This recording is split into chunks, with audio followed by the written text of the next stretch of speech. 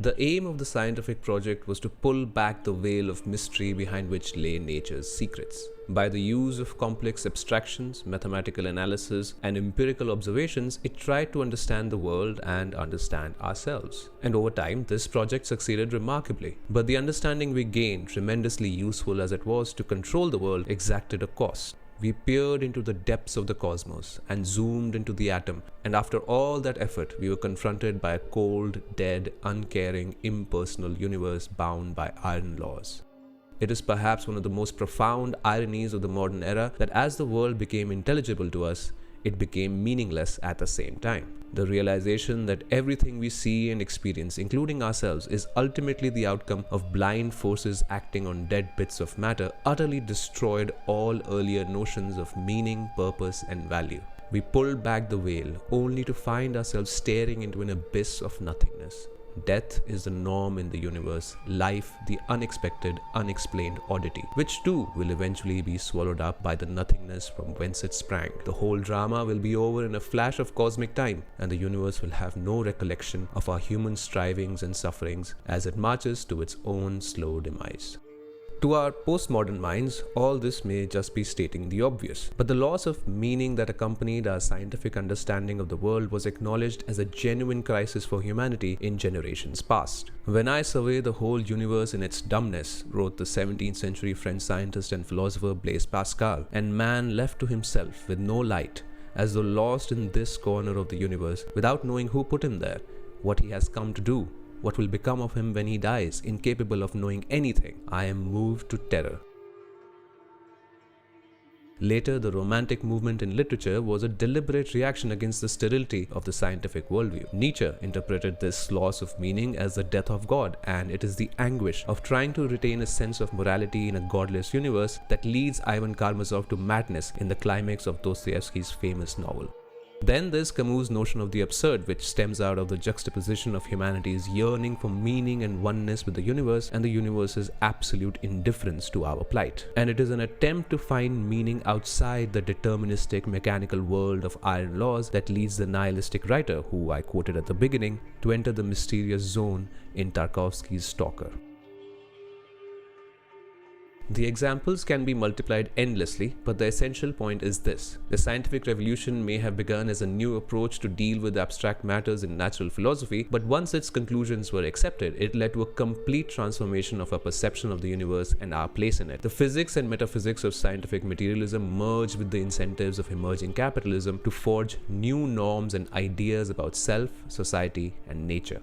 Having lost the possibility of finding any transcendental meaning and purpose in the world, the modern subject was cast as an atomized self, engaged in a continuous struggle against other selves in the external world in the pursuit of its interests. Ideas of rational control and power are woven into the fabric of a modern reality. At the personal level, control over one's feelings and emotions by the intellect was supposed to lead to the mastery of the self over others. At the social level, state and market institutions developed an extraordinary capacity for control over the populace. The pre-modern state, anthropologist and political scientist James C. Scott reminds us, was in many crucial respects partially blind. It knew precious little about its subjects, their wealth, their land holdings and yields, their location, their very identity. A blind state could not possibly exercise scientific control of society, and thus modern nation states launched grand efforts to fill in the blanks, so to speak. These efforts, Scott writes, were attempts at legibility and simplification, and included processes as disparate as the creation of permanent last names, the standardization of weights and measures, the establishment of cadastral surveys and population registers, the invention of freehold tenure, the standardization of language and legal discourse, the design of cities,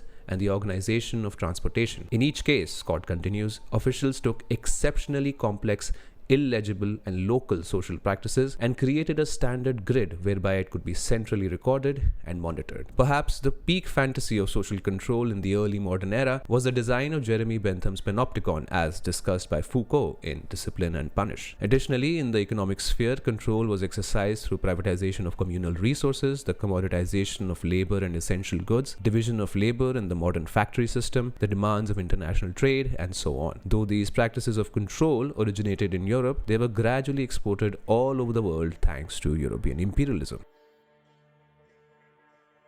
Lastly, Control over the natural world was the bedrock of the entire modern project. Since the time of Francis Bacon, a pioneer of the scientific experimental method, the domination of nature was seen as the basis of human wealth and progress. There are still laid up in the womb of nature, Bacon wrote, many secrets of excellent use. Only by the method which we are now treating can they be speedily and suddenly and simultaneously presented and anticipated. Joseph Glanville, an English philosopher and defender of Bacon's program, argued in 1668 that the purpose of the new science was to enlarge knowledge by observation and experiment, so that nature, being known, it may be mastered, managed, and used in the services of humane life. In his discourse on method, published in the 1630s, our old friend Monsieur Descartes wrote of rendering ourselves the masters and possessors of nature. Robert Boyle, chemist, philosopher, and one of the founding members of the British Royal Society, asserted in his writings that it wasn't enough to just know nature. There are two very distinct ends that men may propound to themselves in studying natural philosophy. Boyle wrote in his experimental essays of 1661, "For some men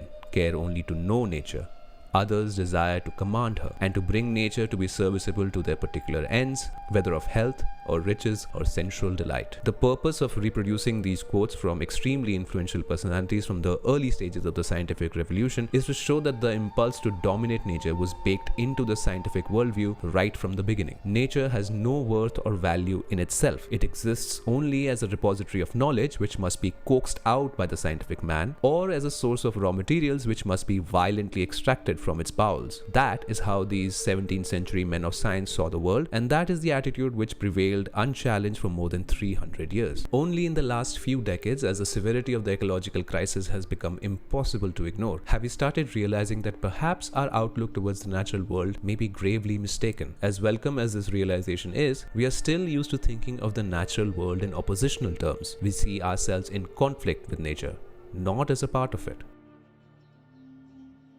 Further, as feminist scholars have pointed out, the human versus nature opposition masks another hierarchical binary, that of man versus woman. Cross-culturally, the natural world has long been associated with the female, and in pre-scientific Europe, this association could take two forms. Carolyn Merchant writes, "Central to the organic theory was the identification of nature, especially the earth, with a nurturing mother. But another opposing image of nature as female was also prevalent: wild and uncontrollable nature that could render violence, storms, droughts, and general chaos. Both were identified with the female sex and were projections of human perceptions onto the external world. As the world became increasingly mechanized," Merchant explains, "the second image, that of nature as disorder, gained more prevalence. Consequently, the impulse to control nature went hand in hand with the drive to subdue the female. An organically oriented mentality in which female principles played an important role was undermined and replaced by a mechanically oriented mentality that either eliminated or used female principles in an exploitative manner. The strongly sexist language used by Bacon and Boyle in the quotes above is indicative of the gendered nature of the scientific project. The scientific man reaches into the womb of nature to reveal her secrets and use them to command her. Francis Bacon was particularly influenced by the frenzy surrounding witchcraft during his time, and some of his writings on the scientific method are eerily reminiscent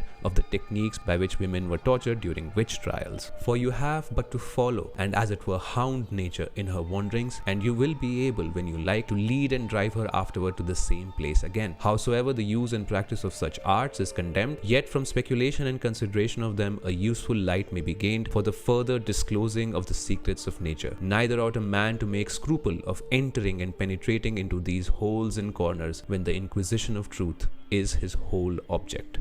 The submergence of the nature as mother image didn't just lead to a philosophical devaluation of feminine principles in early modern European society. Rather, it was accompanied by a hardening of the patriarchal regime which aimed to curtail women's agency in the economic and domestic spheres. The state-sanctioned torture and murder of several thousands of women across Europe and America in the name of fighting witchcraft was in part an attempt to bring women under control of the new regime. The pressures generated by the transition to capitalism, Silvia Federici argues in Caliban and the Witch, necessitated the exclusion of women from wage work, thereby increasing their dependence on men and simultaneously reducing their reproductive autonomy. As a method of instilling social discipline, Federici writes, the persecution of the witches was as important as colonization and the expropriation of the European peasantry from its land were for the development of capitalism.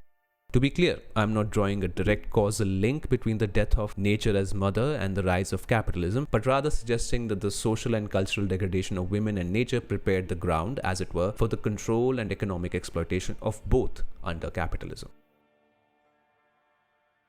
Limited as I am by space and by my own knowledge, I've sketched a necessarily incomplete picture of modern subjectivity. This is, of course, not the familiar narrative of how science shaped the modern world. That narrative asserts, and not without merit, that scientific rationalism contributed to weakening the grip of oppressive religious institutions and eroding the divinely constituted authority of monarchs, leading to modern forms of socio-political organization. Further, the shift in focus to the individual as the basic unit of society led to the creation of a framework of rights that strengthened individual freedom against the arbitrary use or misuse of power. And we're told that the marvels of modern technology, from electricity to piped water to automobiles to medical science to smartphones and everything else made possible by the advances in our understanding of the world, have ensured that humans are living better lives today than at any other time in history. But as we've been discussing, there is a dark side to this optimistic narrative. Modernity felled the twin idols of God and King, but in their place erected the behemoths of the nation state and the market, which gradually came to control our existence from birth to death. Rights there were, but not for the women, the colonized and the enslaved, and certainly not for the countless non-human creatures who were and are annihilated to make space for our global capitalist civilization. I do not want to devalue the decades-long struggles of marginalized groups to gain formal rights and protections by the state, but we all know that these rights are grudgingly given, poorly observed, and all too easily reversible. And for all the wonders of technology and the expansion of our productive capacities, there is no end in sight to the age of scarcity. The sword of hunger and homelessness hangs over every working person. Technology was supposed to free us from work so we could engage our creative faculties at our own leisure. Instead, most people today are overworked to the bone and somehow less secure in their livelihoods. All the while, every detail of our lives is surveilled, scrutinized, monitored, and tracked by a digital panopticon that would have probably frightened even Jeremy Bentham. The promise of the modern worldview, writes the historian Anthony Cheney, was that the liberation of the individual under the auspices of rational humanism and the scientific method would lead to material and social progress. I don't think it is unfounded to suggest that this promise was not really fulfilled. Instead, we got European imperialism, recurrent economic crises, countless wars, including the two big ones, numerous genocides, nuclear weapons, and ecological collapse. We got the commoditization of every aspect of life and the normalization of endless, mindless consumption as our only purpose. We got standing armies, police, judges, bureaucracies, and bosses keeping us in line lest we exercise even a bit of personal autonomy. We got alienation, depression, anxiety, frustration, and nihilism.